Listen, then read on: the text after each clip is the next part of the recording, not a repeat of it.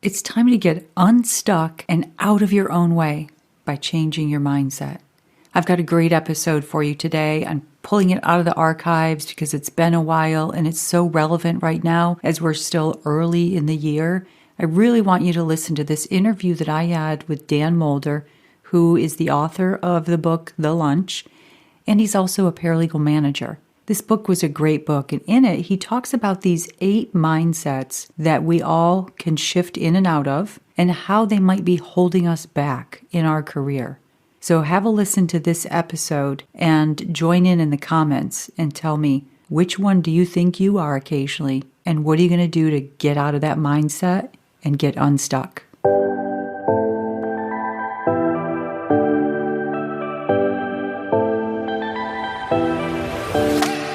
Hi there, you're listening to the Paralegals on Fire podcast show, where you'll be getting tips and actionable strategies that you can use right now to fast track your paralegal career. I'm your host, Ann Pearson, former paralegal and paralegal manager who left big law in the concrete jungle to start my own company, the Paralegal Boot Camp, where we give online courses that help paralegals make more money, increase their job security, and cut out the learning curve. All right, let's jump right into today's episode. Happy New Year. I'm kicking off the new year with an episode that you're going to love. I'm interviewing Dan Moulder, a paralegal manager I've known for years. During the COVID shutdown, he wrote a book, and as soon as I read it last year, I knew I had to have him on the podcast. You're going to get some great takeaways from the episode, our actionable strategies that we'd like to walk away with.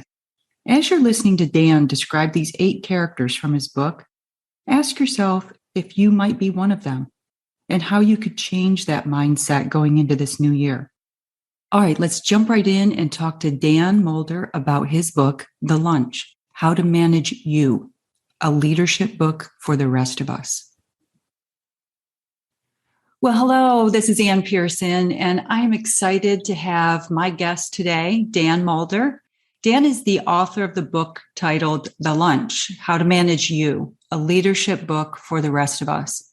Dan is currently the project manager and paralegal manager at Butler Snow in their Ridgeland, Mississippi office. He has a degree in political science from Mississippi College.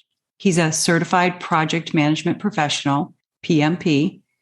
Dan is also the co-chair of the Southeast chapter of the International Practice Management Association, the IPMA. He lives in Clinton, Mississippi with his wife and 4 kids. Hi, Dan. I'm so excited to have you as my guest today. Hey, Ann. Thank you for having me. Well, thank you. So first, I want to congratulate you on the book. I'm going to put a link to it in the show notes for everyone. And I really highly recommend that everyone listening to this podcast get a copy of this book. The subtitle on the back of the book is so true, and it caught me. It says, "Get unstuck in life and work."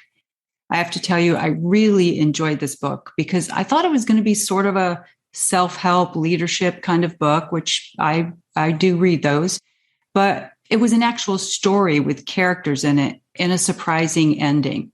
So Dan, it's April 2020, and all of us are binge watching Netflix, and you put the lockdown time to good use and wrote a book. What was your motivation to write that book? Well, that goes back a little further. Probably several years before that, I had a job that I really enjoyed, and at some point just became unhappy, became miserable in what I was doing, and somewhere along the way found myself unemployed, and I was let go, and I had a wife and 3 kids to support. And looking back now, being let go was the best thing that ever happened to me, because it let me it gave me time to think about why I was miserable and what I was doing that caused me to be so unhappy. And so I learned lessons I felt that I wanted to share with others. And so as I talked to others, I learned that they were having the same struggles I had. They were unhappy just as I was, and I wanted to share that. But it took me until April of 2020 to finally have the opportunity to sit down. And the world was just in an unhappy place at that time. And I wanted to give back. And I felt that rather than binge watch or binge eat, which I did all of these things too, I just woke up a little bit earlier and started writing. I had no idea what was going to come out of it, but a year and a half later, I published The Lunch.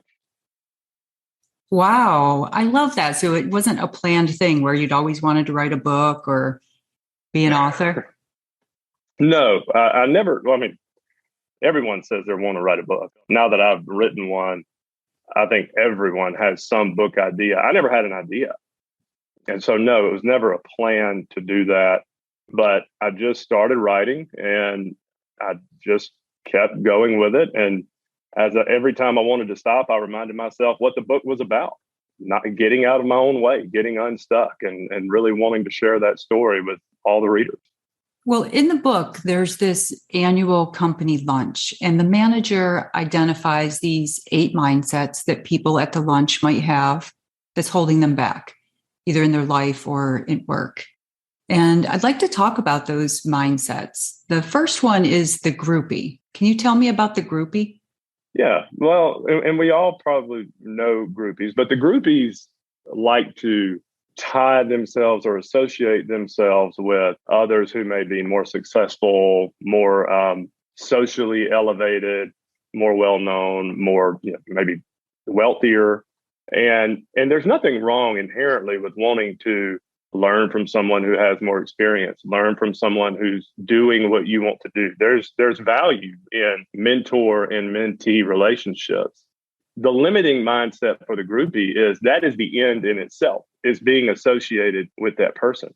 The groupie, somewhere deep down, feels that maybe success isn't for them, but they can, maybe if they ride the wave of someone else's success or ride their coattails, then a little bit of that may sprinkle off onto them, or they may feel some validation from someone else's success. And again, there's nothing wrong with associating yourself with someone who's riding that wave, and great for them. But to think that is not for you and that is only for them, and not bring your full self, your full value to everything you're doing is limiting. I like that. And I do know people like that. And it's probably does hold them back because they never strive to get that other level that they're hanging around or associating themselves with these other people. Right. There's something to be, people like to name drop. They like to say, oh, whose number do I have in my phone? But that is not bringing what they have to offer to the firm or client or customer. All right. So next is the box checker. That one was a little different than I expected. Can you tell us about the box checker? Can you tell us about the box checker? Yes. And the box checker is, I was a box checker one time, and a box checker really needs a clear path laid out for them, maybe in their job, at work, or in any area. They need something, they need to know what good is. They need instruction. And in the work world, that's not a bad thing necessarily. We all need to know how to do our job. We need to know what's expected of us. But the box checker is unwilling to go beyond that, whether it be fear of failure, fear of not doing the right thing, or not being seen as doing the right thing, and become very dependent upon what is explicitly or specifically written out or stated for them to complete. And that's limiting when everyone at some point in a career is going to maybe outgrow the position. And it becomes very frustrating when the box checker is meeting expectations, but not getting additional rewards and expecting more rewards than what the boxes are limiting them to. The point that I try to make in the book, or the goal is, all successful business people or politicians or even athletes, everyone talks about them as thinking outside of the box. They're outside of the box people. And I don't recommend going outside of the box necessarily, because sometimes that can be risky, especially the legal support role. But I do recommend maybe going beyond the box, thinking of why we have to do why we have the boxes that we have, why we are doing what we do, and connecting to something just beyond the box. Because being a box checker really can become frustrating and limiting for particular employees, like I've said, when they are not achieving at some point what they expect to achieve. Now, would that be similar to someone who has to have a very detailed job description and pretty much says, this is what I do, and they don't ever do anything beyond what's in their job description? Is that kind of the same thing? Yes. So that is a very good example of a box checker. And I try not to pick on too many people because we all probably know people like that. And as paralegal managers, we can all probably think of people who do that. But yeah, so the box checker sticks to what is written for them to do. Again, in the job description, they stick to the job description and the job description only. And that doesn't always get the job done. Again, I don't recommend going outside of the box too far or going away from what is expected or what the job description says, but maybe connect to more than the job description. So number 3 is the pleaser. That doesn't seem to be such a bad trait to have in a work setting. Yes. And it would seem as though having a bunch of pleasers or nice guys or nice girls in an office would not be a bad thing. And day to day, it is not. But not having anyone ever willing to speak up, the pleasers want status quo. The pleaser wants things to just really stay the same. And someone has to be the one to speak up. Someone has to be the one to step up or speak out. Maybe something's not right. Something can be done better. And the pleaser, for fear of confrontation or fear of not being liked or not being popular, is not willing to do that. And that does not only does it not move a person's career forward, it can really hold back the firm or client or whatever project or goal you're trying to achieve. And so the pleaser mindset can really be limiting for more than just you.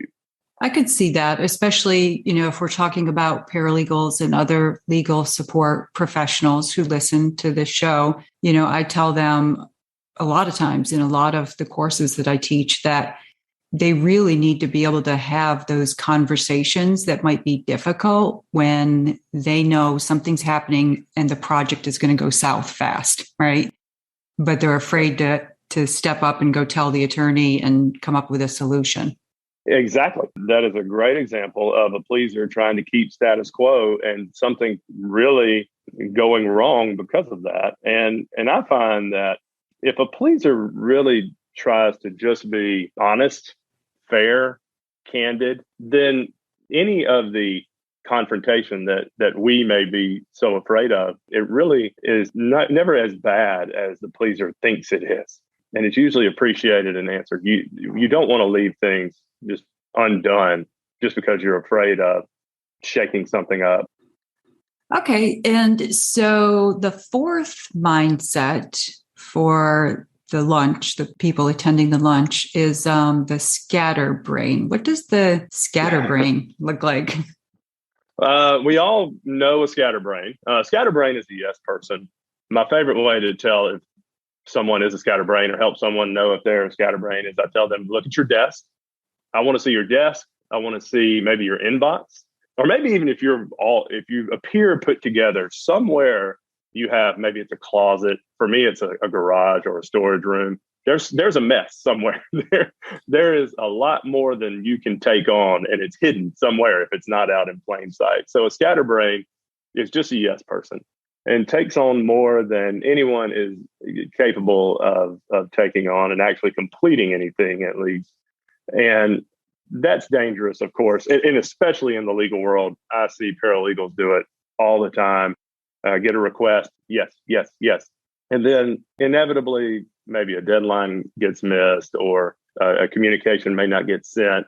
And it really is because of having too many responsibilities on someone's plate. And it doesn't have to be. A scatterbrain, if a scatterbrain learned the boundaries, learn what they could actually take on, learn to be communicative with everyone, it doesn't have to be as chaotic as, and we probably all know the type, but they seem to be very There's this whirlwind of activity. And it doesn't have to be that way. The scatterbrain can rein that in, but it does require a little work, maybe some delegation, but definitely over communication, and not thinking that you are the only person that can take something on or has to do everything. In most cases, there's someone who's willing to help you take that work on. I've also seen that attorneys are willing to shift that responsibility to someone else if they know everything that is on your plate. And so the scatterbrain doesn't have to be as busy as we usually are. That's great advice. All right, our next one at the lunch is the worrier. How does someone know they might be a worrier? Here's my favorite example of if you're a worrier. If you walk by maybe your boss's office, or you walk by an office and you see that your boss is in the office with HR. So maybe the HR manager or the chief HR officer, and the door is closed. Your first thought will tell me how much of a worrier you actually are.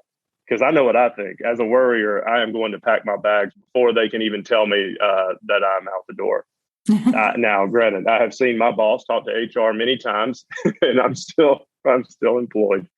But worriers have a tendency to immediately go to the nuclear option, whatever it may be in any scenario. Their mind starts racing, and there's nothing. Again, with most of these mindsets, there's nothing inherently wrong with being able to foresee something that can go wrong. And especially in paralegals, that is a awesome skill to have.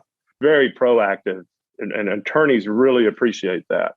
But it becomes limiting when you do nothing about it. You know, when all you do is worry about it. My wife has a calendar on our wall, and there's a quote. I saw it today. And so for the month of November, the quote is something like, it's not that there's anything wrong with worry. It's just that worrying gets nothing done. And that's exactly the situation here. Knowing what's going to happen is actually a skill, but doing nothing about it is what's limiting about being a worrier. In project management, so recommending how to get around that. In project management, you do a risk assessment and you assess the likelihood of a risk.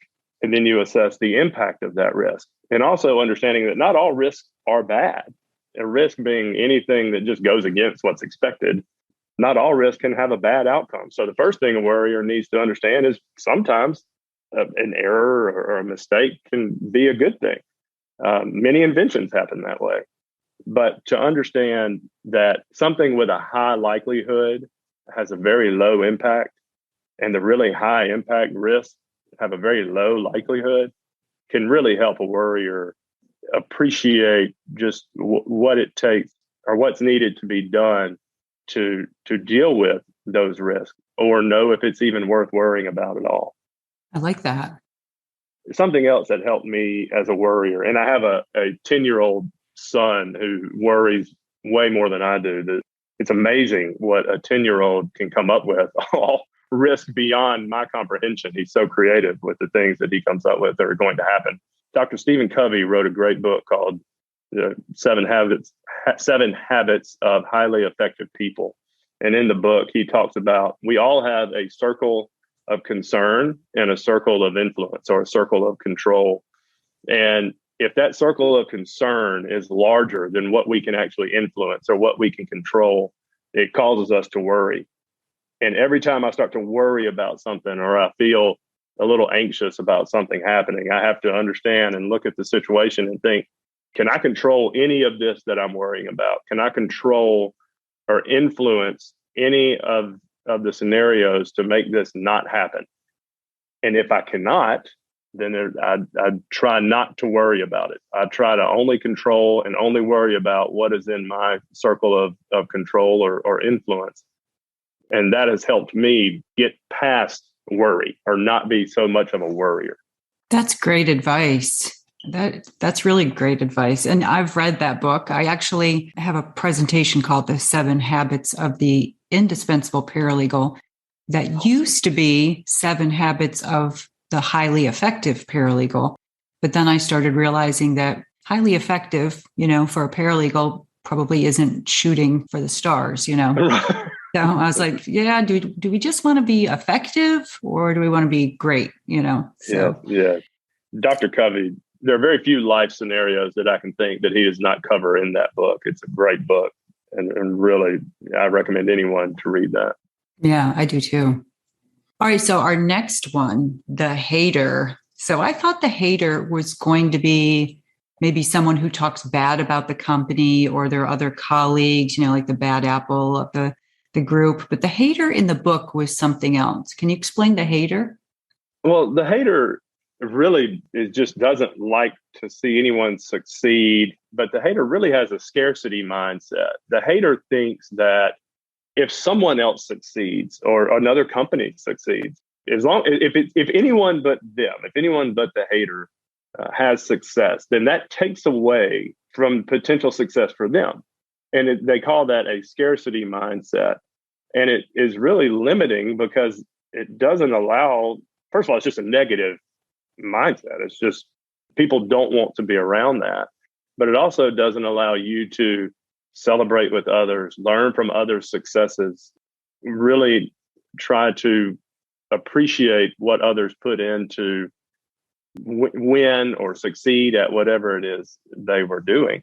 Haters should understand or change their mindset to what's known as an abundance mindset, meaning a win for you is a win for me, especially if we're in the same company. But even if not, a win for a specific industry, whether it be your company or not, could potentially be, if used in the right way, can be a win for everyone. So to have a scarcity mindset and think that just because someone else has something means I will not have it, or someone else succeeds at something means I will never succeed at that, is very limiting.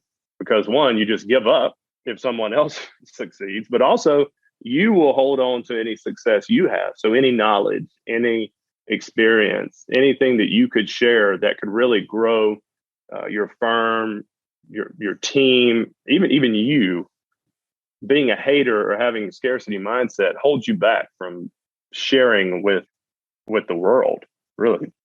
All right. So number 7 is the entitled. Now that seems like it would be self-explanatory, but how is that in terms of mindsets? Well, the entitled, first of all, one way to know if you're an entitled is if you join a new team or a new firm, or maybe in your existing firm, and you think that you could do a better job than anyone else on the team, above or below you.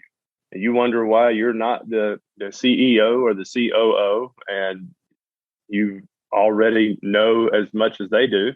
And there's no reason you don't already have that title. If you have that thought, then you are definitely an entitled.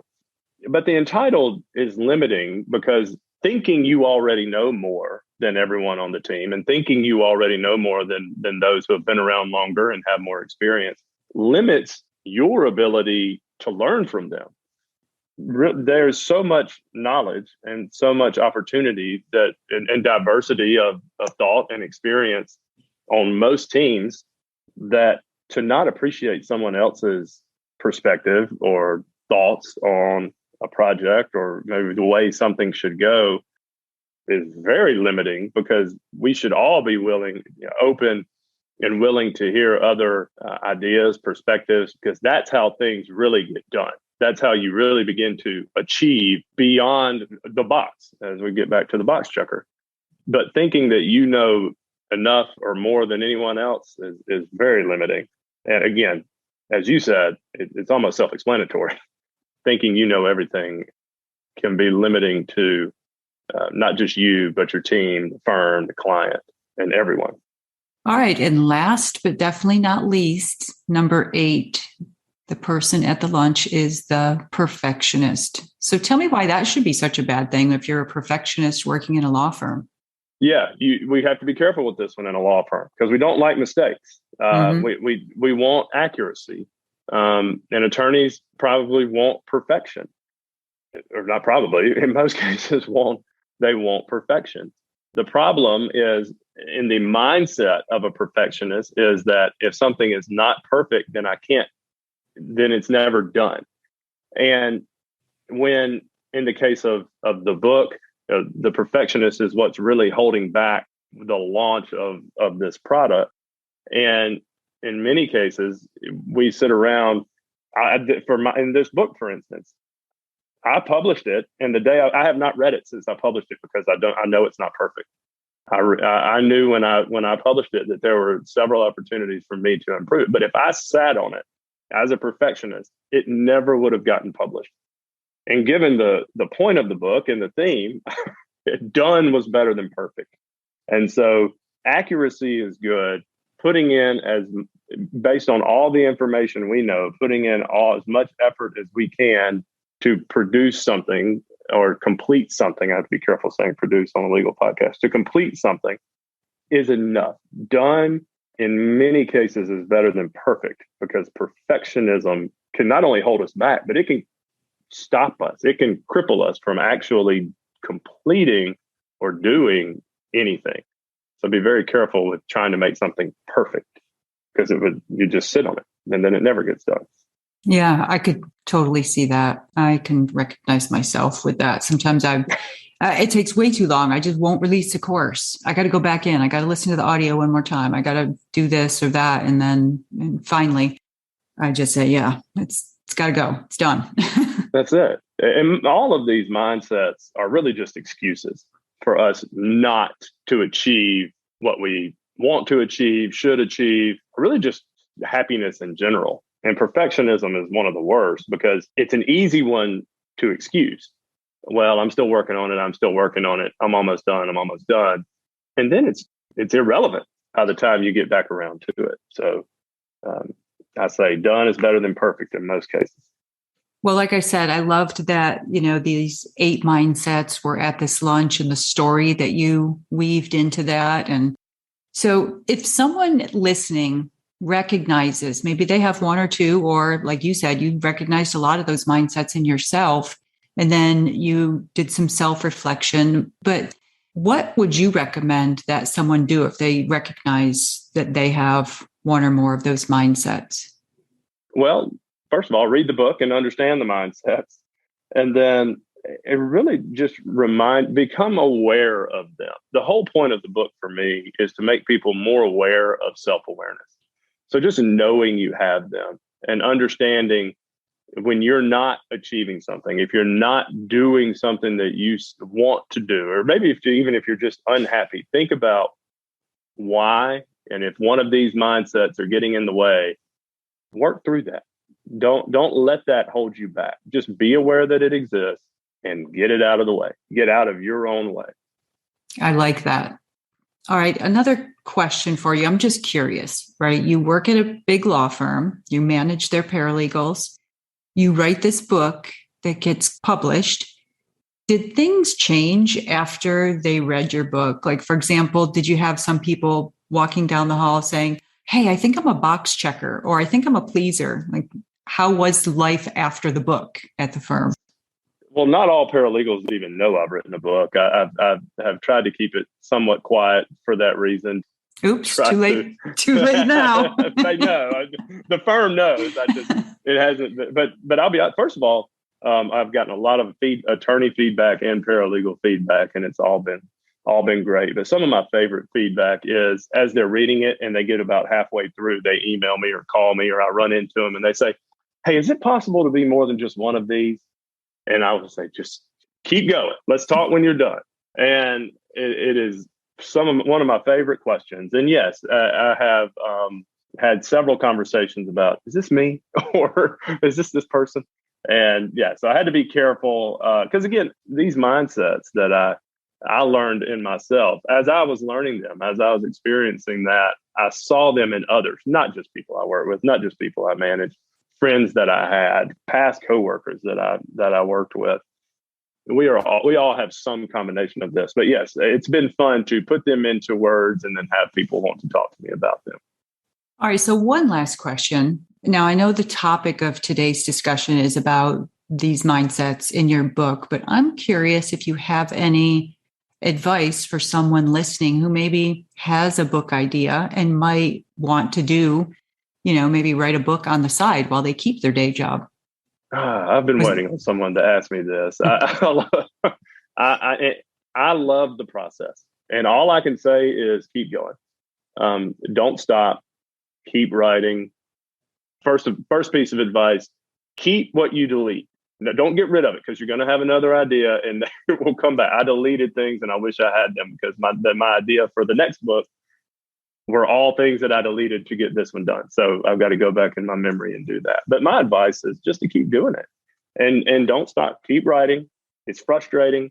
I begged for help. I had writer friends who I said, help me do this. And they really, and I'm glad they didn't, because the way that the book went and the story, I think I could have only done. So work through it, take the time. It took me a year and a half. It took me 18 months to self-publish a 3-chapter book. So my only advice is to keep going and to seek out others who, I'm happy to talk to anyone, but seek out others who have done it or are doing it, because it is a fun process and I hope to do it again many times. All right. Well, thank you, Dan. That was great advice. Keep doing it and don't delete, right? Or delete, but keep what you delete. Yeah. Don't leave it on the cutting room floor. Put it somewhere else and it will be very helpful to you. All right, great. Well, that's wrapping it up today. We'll put a link to Dan's book in the show notes and a way to reach out to Dan if you want to connect with him. And I look forward to seeing you soon and talking with you soon, Dan.